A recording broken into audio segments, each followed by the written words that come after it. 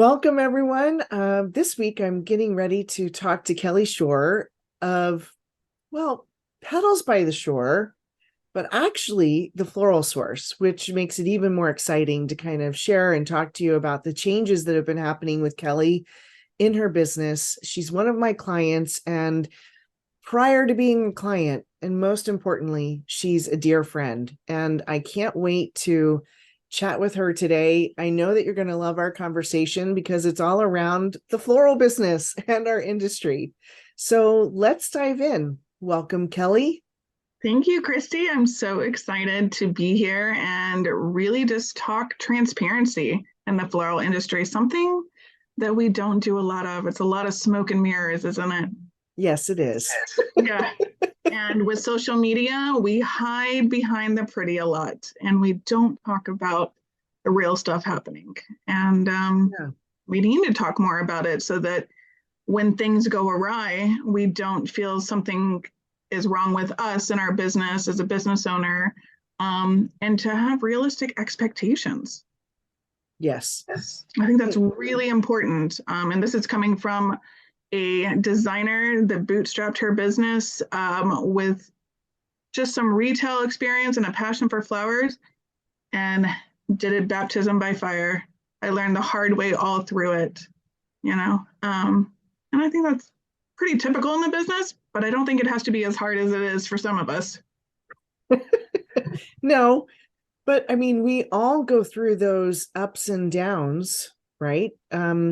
You've been at this for 12 years in the industry, right? Uh, in the industry from the beginning, 23 years, but as my Okay. own business owner, yeah, this is my 12th year. And Yeah. it's one of those journeys that winds around and does all kinds of things. There's the valleys, there's the mountaintop experiences, Yeah. of which you've had many. Yes. Um, and I think that part is exciting, but we don't often talk about the parts that are not so exciting and make us stressed, make us Mm-hmm. overwhelmed, um, Make us and want to feel throw in the alone. towel on most days. Yeah, Yeah. especially with the rising costs that we've Yeah. experienced. Yeah. And It if can you be made it defeating. through, yeah, if you made it through COVID, a huge congratulations to Yeah. all High of you. five. High five. We're here to say congratulations, and it's beyond now. So, what does business look like? And how has everything changed for you in the last year, especially? Oh my, in the last year. Well, I'm in this transition phase of my life. I know a lot of people see me on Instagram and they follow my travels as I travel around the US and walk the farms that I source from and that I sell from. And they see a really just like beautiful life. Well, we show the beautiful stuff, right? And not everybody knows that I've been transitioning out away from the wedding and event business and really focusing on the wholesale, which is its own journey in itself. And there's the battle with ego and pride and identity and and feelings of failure, but also coming to a point where you realize you want a better quality of life, and that you can close one door and open another and have just as much success. And I Yes. we don't talk that about that a lot, about how our careers can pivot and change and look different than what we first imagined it to be. What you're doing now is not just any old wholesale. No, It's, why don't you explain a little bit more about it, just so sure, that they can know more about what's going on with you? It's part of sure. your passion. It is. It is. My heart is really aligned with the American cut flower industry, the American flower farmers and foliage farmers. This grew out of kind of my curiosity for what grew here in Maryland, where I've been designing for 12 years. I started a farmer's market, and Dave Dowling, who is big in the cut flower industry and flower farming movement, he was the first flower farmer I ever bought from, and he really encouraged me to give local flowers a chance. I had this idea from my life in the retail world that local flowers didn't have a long base life, that they weren't as sexy as imports that my brides wouldn't want them, because when I was started in 2011, I was only designing with white hydrangea, callas, peonies, and roses. Those are my staples. That's what I knew. That said wedding. Trends were, that was the trend right then. But I remember going and seeing like all the really cool, unique botanicals that he was growing that, you know, we see growing around us growing up, and they give us a sense of season and place, but we don't really see them as cut flowers. We see them as garden varieties and something you see in magazines, but as a design community, we didn't really see the value in them. The last 10 years has seen a huge shift in just a focus on where do our flowers come from, and designers really kind of digging in and saying that origin does matter. Whether you source, from a different country and that is your focus, or whether you really want to source from your local communities and support your domestic economy. But there has been a huge shift to wanting to buy local and American grown. And it's not something that I perfected overnight. I don't think anybody perfects anything. Yeah, let's not go for perfection. Let's No, go for excellence or something. I think that people think I source with complete ease. And, Mother Nature throws a kink in things. Climate change has its own trajectory of product that's available. COVID completely changed what we knew to be available, based on labor costs, based on energy costs, based on plant material availability, a number of things. But for me, it really came down to when I self-funded and started educating myself, going to farms across the US and really teaching myself what grew each month and where. Once I understood what grew regionally for me, I wanted to know what grew across the country in all 50 states. And that's not something everybody can do. And it takes a lot of time and energy and money to really learn it and to learn it well and to implement it into your business. And I loved going on Instagram and just sharing my knowledge. I always wanted to be transparent. I wasn't trying to be a gatekeeper and be like, these are my sources. I wanted to tell all my friends, like, hey, check out this stuff.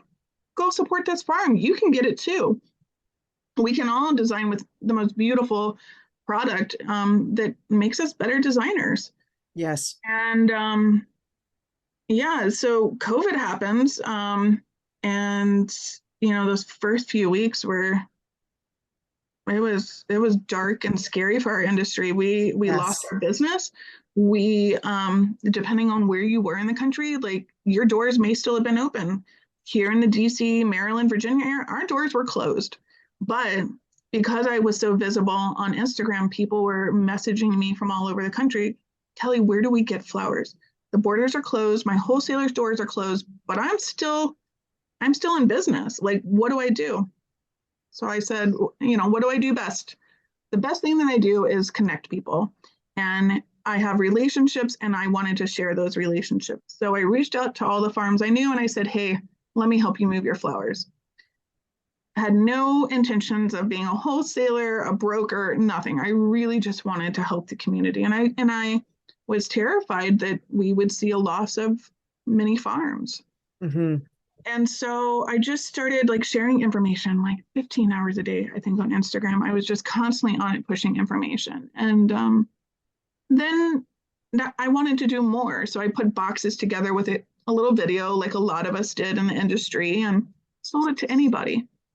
I think I was making $50 off it. It wasn't about the money for me. It was, again, about supporting these farms so that we could see them be resilient and make it through this, just like all of us.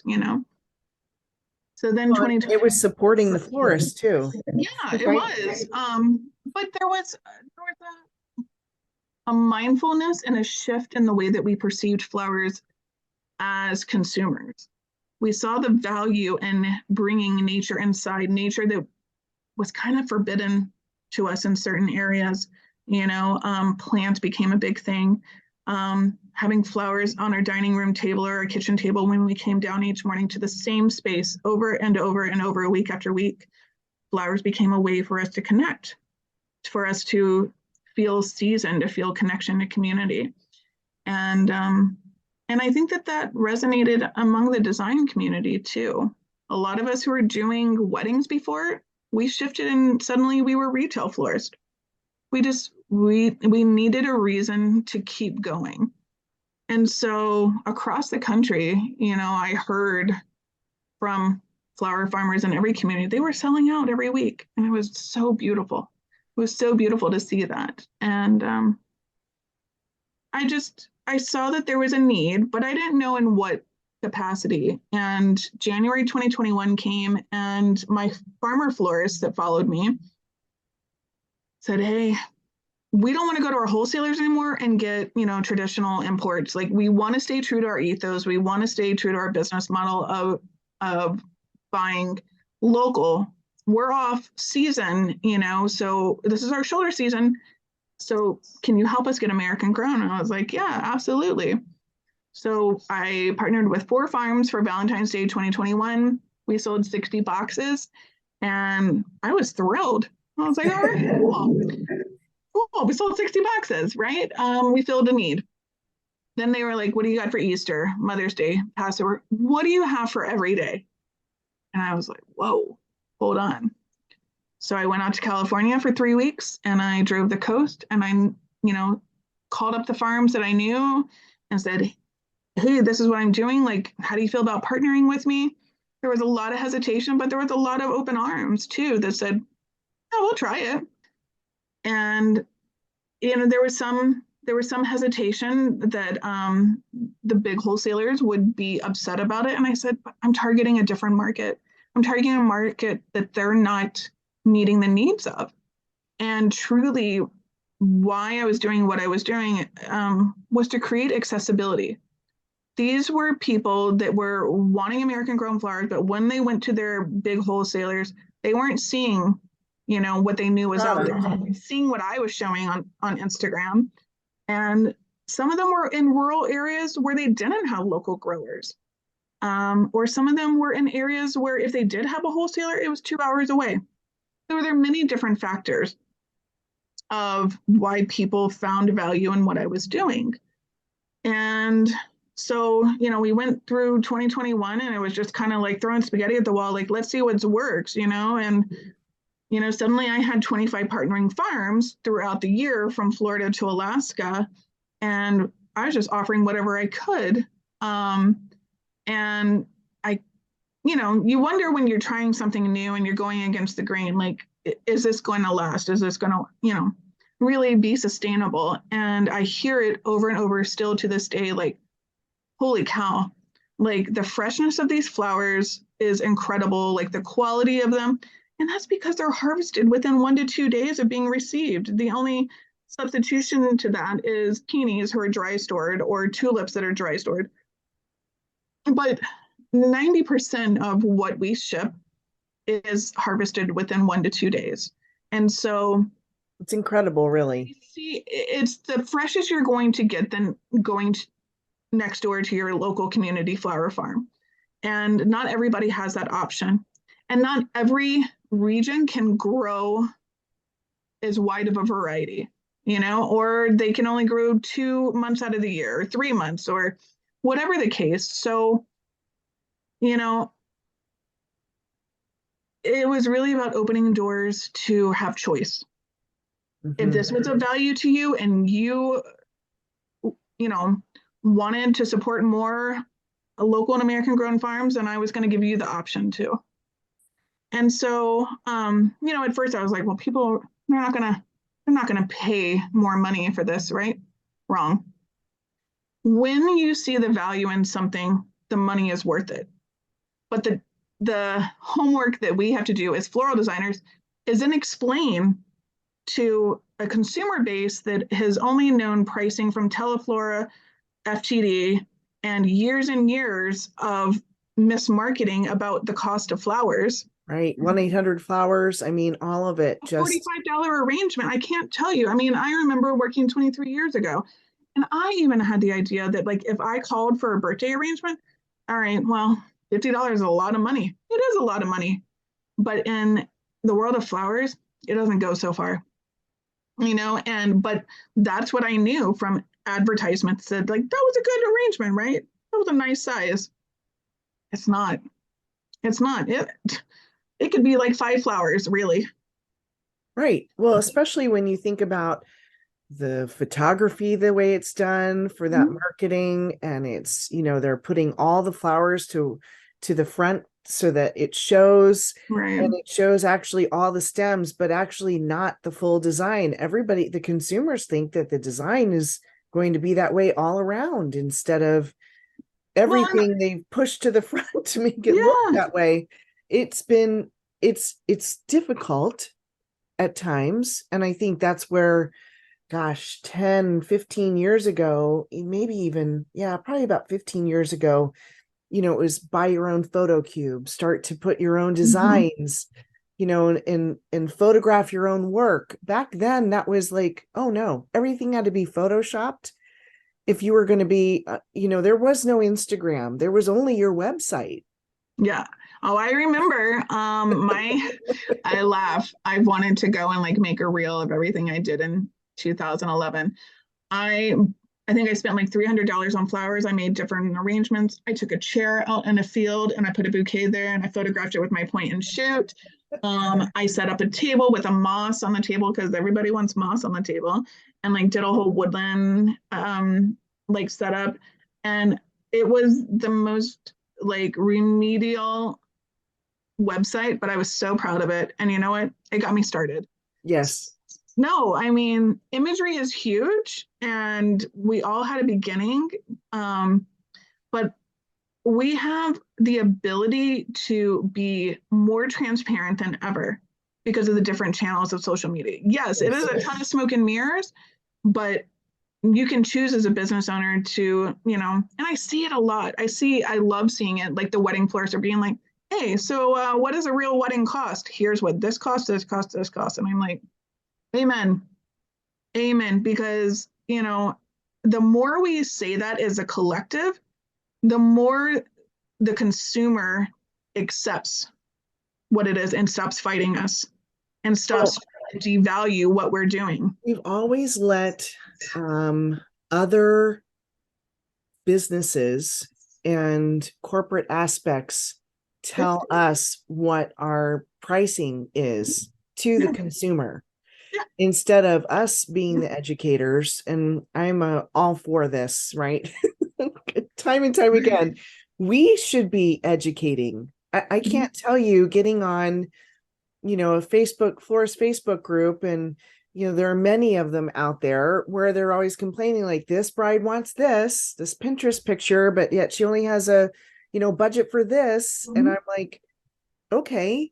And they're like, I don't even talk to people, are putting all of the things, don't talk to them, nope, not even. I'm like, okay, if you aren't going to educate them, Mm-hmm.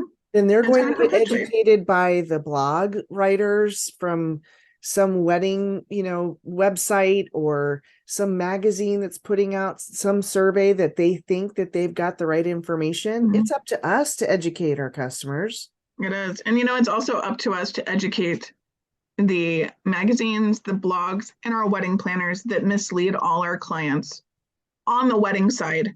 On the daily consumer, what we're up against is mass market that Mhm. can sell flowers. It's a much cheaper price than what our local flower farmers sell, and so there's a discord, and it really creates a confusing message for the daily consumer to want to buy flowers and be like, why am I going to pay $5 for a peony when I can go to Trader Joe's and get 5 peonies for $5? Well, I think the experience that you go and get something from a particular, like, you can also buy a loaf of bread at the grocery, or you Mm-hmm. can go to a bakery Mm-hmm. and buy a beautiful loaf of sourdough or whatever, right? Which we see value in. Yes. So therein lies the difference of Mm-hmm. us as an industry getting to show our value. Mhm. It's actually on us. It's on us. We get to show the value of what we bring to the table. And when you start devaluing your flower designs and Mhm. your flowers themselves when they're coming, then that becomes an issue. Yeah.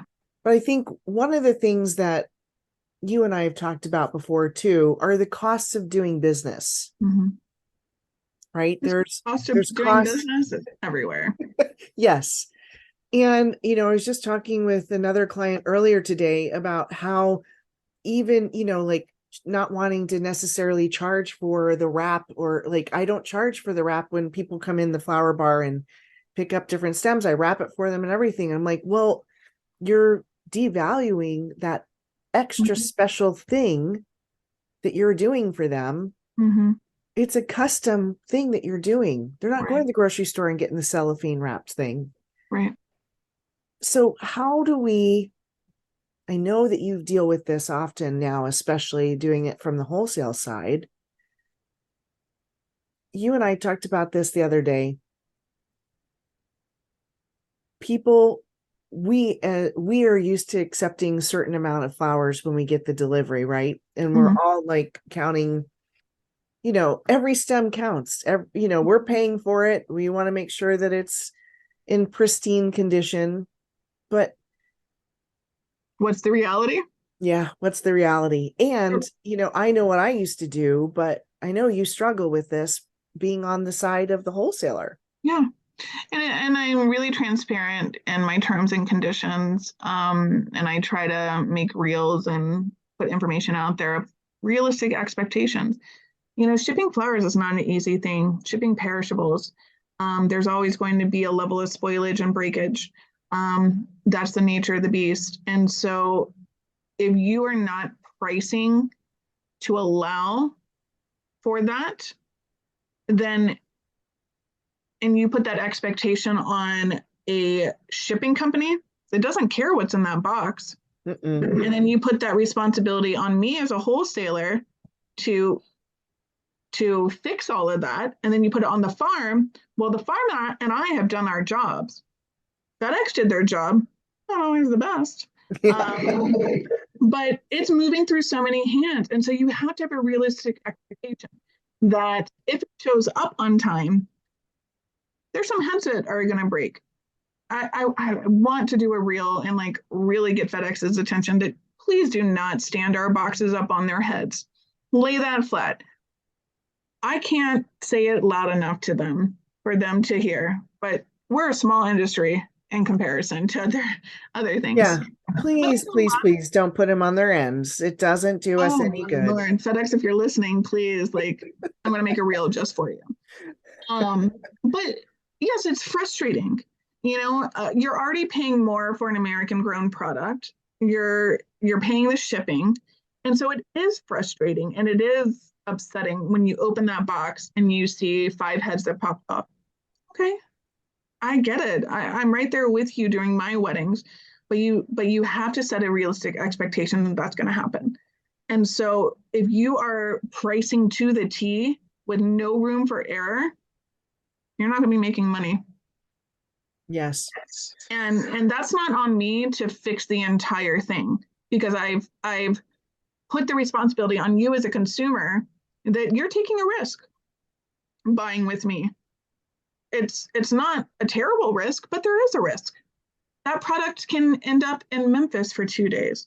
We've had boxes show up 5 days later. We've had boxes never show up. I don't know what You're happens. right. They go into the black hole of FedEx. And it's frustrating. Does it happen consistently? No. I would say 80% of the time things show up great. Things show up great after 2 days sometimes, but and this is like, is this risky for me to even be talking about this? Sure, because somebody listening might be like, oh, absolutely not. Cool. I'm going to go to my wholesaler and I'm going to get whatever I can because I can complain to them right there and I don't have to buy that product. I'm Well, going to and pay. that's part of again, that's part of the cost of doing business. So when, if I get something and half the bunch is not usable, That's a different story. then I will ask for maybe credit on half. Yeah. Right. But to go through and go like, oh no, like 2 heads maybe, or something's mushy, but then the rest is usable. That to me, that's not worth having to go through and try to do the credits and everything like that. That's like, can I absorb that? Yeah. Because I And can price it. I've priced it already and I know that I can handle that. I yeah, mean, that's where the rubber hits the road for me, when you know your numbers yeah, and that you've planned ahead. right. Like if it comes to special event work, that's different. Than you need to, if you've said I want 20 garden roses, that's what I need, and I need that exact number, then oh my gosh, you better go ahead and order 30 I was gonna say and 21's not gonna cut it. You better charge as though you had. 100%. If as an event designer, you are not doing a minimum of a 4 times markup, you are not making a profit. Sorry, you're not. You may think you are, but you're not. Even retail needs to be charging more because their level of overhead is, and the beautiful thing I love about weddings events and why I stayed there is because I bought what I had sold. Whereas in retail, you're buying hoping you sell. Yes, So it's a different game. it is a very different game. But as a wedding and event florist, if I'm buying what I've sold, well, I need to make sure that I sold at a price that allows me to buy efficiently and that allows me to buy with room for error. There's error in perishables, no doubt. That product could show up great. Your cooler could be warm. You may have not processed it well. You may have put it, next to fruits and vegetables, and you didn't. I mean, there's a million factors of why that product could go down. Your dog could come in and like run over it. Your kid could pluck its. I mean, like, let's be realistic. Things happen. They do. They do. And if you are buying to the T, you're going to constantly be stressed out. So price accordingly. So then when that box shows up and 5 heads are broken, among how many bunches, okay. Like you're like, man, that sucks, but I can make it work. Um, product shows up and it's moldy. It's like not in great quality. That's a different thing. But Yes. here's your responsibility as a consumer. You need to take a photo right away. You need to document it and you need to let me know. Letting me know because you're too busy 7 days later and expecting me to honor that. Sorry. Well, A million things could have happened in 7 days. yes. And Yes. in that window of time for me to fix it or to, you know, um, help you problem solve. Well, and that's with any wholesaler. Yes, that's not just Waiting me. too long doesn't work. And that's the same with any farm wholesaler, broker. Like it is your job to let me know ASAP.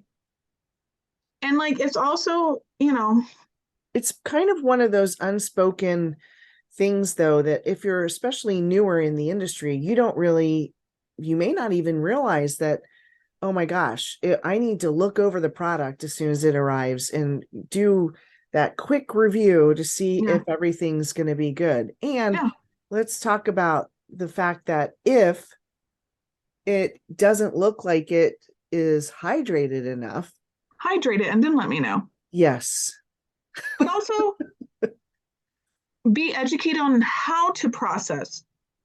Is it a woody stem? Are you using quick dip to help something hydrate better? If you have delphinium and snapdragons and things that give off a lot of ethylene, do not put that in another bucket with other flowers. Do not put yes. stock in another bucket. Keep those products separately. Also, did you clean your buckets? Oh, you didn't? Okay. I can't help you. If you're not practicing, good floral care and your tools, your surfaces, your buckets, then I don't know what you are transferring to your flowers, and that is on you. I just had a situation this week where I had a client send me photos of roses and they were mushy. She left them out of her cooler to open, and she also didn't know um, that they needed water. Why would do they all need to be in a bucket with water? Yeah. And that seems like something pretty simple, but it made me really stop and be like, holy cow, there are so many people out there that jumped into flowers and flower farming that have no idea what they're doing. But then they're going to come back to us and be like, oh my gosh, this product's garbage. And so I go through the list. Hey, did you hydrate it? How'd you hydrate it? Is our flower food? Did you quick dip it? Okay, is your bucket's clean? How long has it been hydrating? Do you have a cooler? Oh, you don't have a cooler. You don't have a cooler. You're not processing it well. Like, sorry, buddy, that's on you. The purpose of the cooler, and I know that this is a big deal for a lot of people, but the purpose of the cooling down process is that hardening process to keep it in a state where you want it to be until you're ready to work with it. I know with EMC, European Master Certification Program, that is that we focus a lot on our medium. Our medium, if we're artists, if you're an artist who is a painter is going to know the difference between watercolor and oil and acrylic paints, right? And how they work and which one to use in which type of situation. Right. The same thing needs to happen for us as florists. Yeah. I mean, if we are professionals, right. If we are professionals and we need to be educated, it is, I think that's the disservice that social media has done, is that it's only shown the pretty, right? And so many people are like, oh, I'm just gonna play with flowers, I'm gonna make beautiful things, and I'm gonna make it Instagrammable. Okay, well, about 10% of what we do is pretty. 90% of what we do is really hard and not that fun, but it's necessary to get to the pretty. Yes. We don't design in dresses. We don't look good. We don't feed ourselves. We don't drink enough water. We don't take care of ourselves. We're cleaning buckets. We're carrying heavy things. We're dealing with, coolers, and we could go on and on. It's really hard what we do. It's not for the faint of heart, flower farming or floral design. Sorry. Yes. But if you think that you're going to cut corners, and be good at this, you're going to fall flat on your face.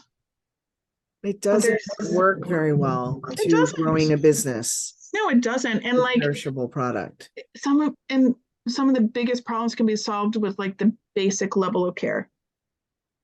And like having quality product that you take care of really well, it starts there. And it lasts and lasts and lasts for the client, that's the best thing you could ask for. Well, and what's fantastic with local and American grown is not only is it as fresh as you're going to get, unless you're growing it yourself. So you already have, a step up on that. But if your buckets are clean and you're processing it right and you're cooling it and you're caring for that flower, then you're going to have some superior quality flowers for that event that's going to surpass all your clients' expectations. And that is your job as a professional to provide them superior quality work. Yes. It is. That is our job. They are not paying the type of money that they are paying for us to do a half-assed job, honestly. So true. So true. Because we get high and mighty as an industry and be like, I have this minimum, I have this, but I don't want to work there. Well, guess what? That's a lot of money that you're commanding. And so you better do the job that comes along with that bill. And deliver on it. Yeah. Yes. And also, don't try to undercut your, there's a whole other soapbox, but like, I remember hearing this and you go, girl, keep going. I remember hearing this in the beginning of my career. because I started in 2011, I was so naive and I said, everybody deserves flowers. I'm not going to have a minimum. You get flowers, you get flowers. Like Oprah, everybody gets flowers. Until I did my first wedding on July 3rd. And it was a $1,500 wedding. I had to deliver the bouquets at noon, and then I couldn't set up until 4 p.m. So July 3rd, I have to run my minivan all those hours. And I had charged $150 for my labor, delivery, and setup because, well, I wasn't educated. I thought that was a lot of money. And I learned real fast what my value was and what my time was worth. And yeah, no, if you, we get high and mighty and think, that we are owed something by society for what we do. And if we are not educating them on expectations of what our services offer, like what does a $10,000 wedding get you? Like tell them all the things, educate them, help them understand. It's just like when we go and get our car service and we're like, say, what? Why are we paying $2,000 for you to fix out something? Well, one, they're highly skilled and trained. Two, I can't do it. I could try, but I'm not going to do it the week. We have a skill set that we should have that commands the prices that we set. And if you're trying to, do it the easy way and go around your friends to get the work, you're doing a disservice to the entire industry. It is not a good thing to be the cheapest in your area. It's not. And I didn't realize that until I started to value myself more. And I had more respect for my clients and I got more work than ever when I started to price myself what I was worth. But I thought at first, like, oh yeah, everybody deserves flowers. Yeah, you want to pay $600? Sounds great. Well, whenever you go for price, you're always going to be at the lowest common denominator. It's always when customers, when you're thinking about price, it's always Mhm. going to be about price for those customers.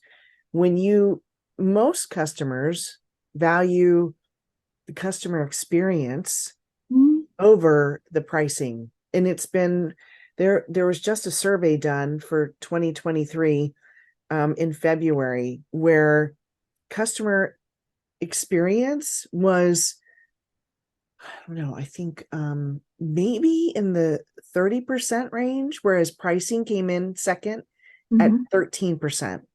Yeah, they feel cared for and they feel like they have a good grasp on why things cost what they do.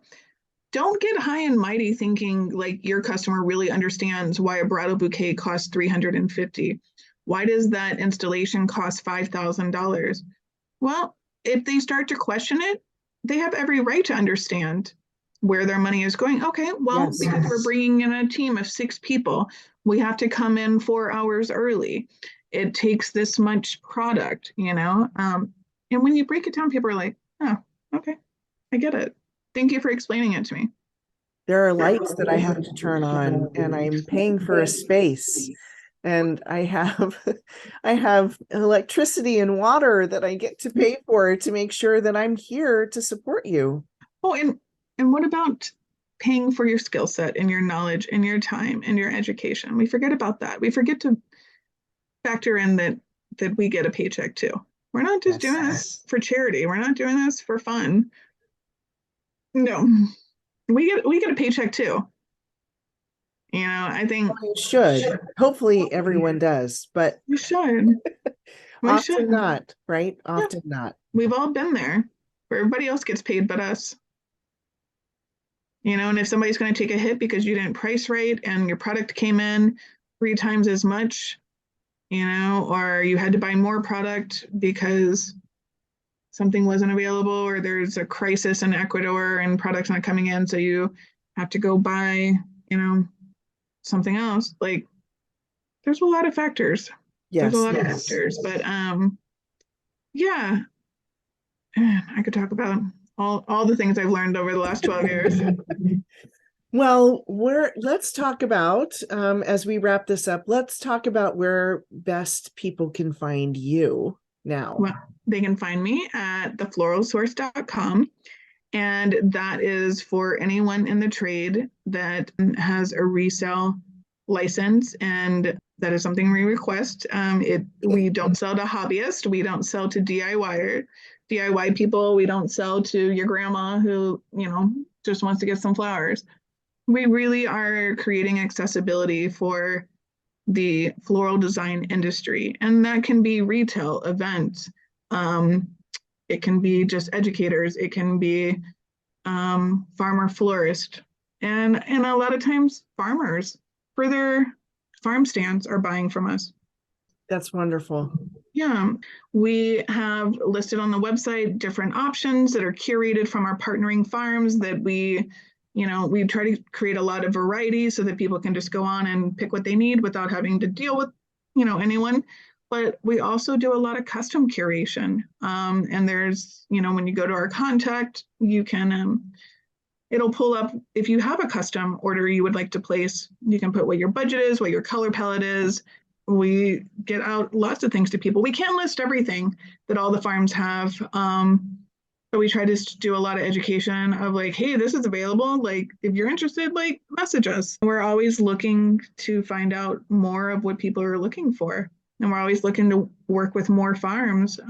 We just had Get the feedback. So you're also looking for the feedback from the florists, from the people that receive the flowers to know, okay, what was it like? What was your experience like? Oh, yeah. Well, and customer service and care is one of my biggest core values, because I know what it's like to work with a wholesaler where they don't value your voice, and you're like, I just spent all this money and you don't care that this product is garbage or it came in the wrong color, and like, I just spent $1,000. I'm going to do whatever I can to rectify it, with you. And am I going to eat the cost sometimes? I am, because I want for it to be a good experience for you. I know what it's like to be on that end.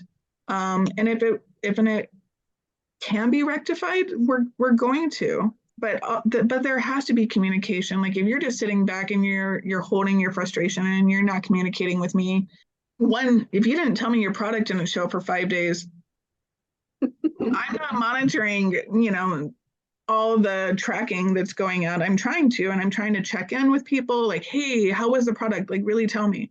I love the feedback. Send me a photo. Let me know how it looks. We troubleshoot a lot.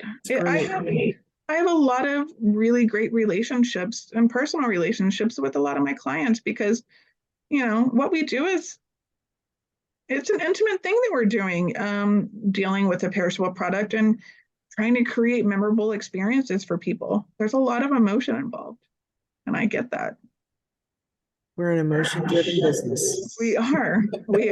And a lot of us are single woman, single person operating businesses with help that we bring in here and there. But a lot of us aren't big entities, with a lot of employees, and it can be overwhelming, and we try to make it easy and really make you feel seen and heard. I think that's all we want in this world, especially as a consumer that is money that we wouldn't typically spend ourselves. Amen to that. And it's okay to not be your ideal client. I had to learn. Yes, it is okay. It's okay to price things that you wouldn't typically by yourself. It's fine. You're not your ideal client, but somebody out there is. Don't sell from your own wallet. No. On that note, we are going to leave you with those gems from what we talked about today. I'm sure there's more that we could go into and that we do often when we meet. Yes. But I just want to say thank you so much for agreeing to do this podcast, YouTube session with me. I'm looking forward to doing it again sometime soon. I'd love to. I'm sure there's many of you that are interested in finding out more about Kelly's business, and I'm going to mention that in the notes so that you'll be able to click the links and see a little bit more about what she's doing. Yeah, and if anybody follow along, because not only am I doing the wholesale, but I offer a lot of on the farm experiences, whether it's retreat or 1 day farm intensive. While I get to visit many farms that the average floral designer does not get to access, that is a big part of what I do, is to create access for people to see where the flowers come from and to get to meet the farmers behind the blooms. So love to find out where people want to go, and we go to Alaska and California and Vermont, and we'll be going to Colorado and where else next year? Lots of places. Fantastic. So, yeah, I've been personal experience to join you in Alaska, so that was a highlight of that was my my first retreat. years. Well, thank you again, and I look forward to doing this again soon. All right, thanks, Christy.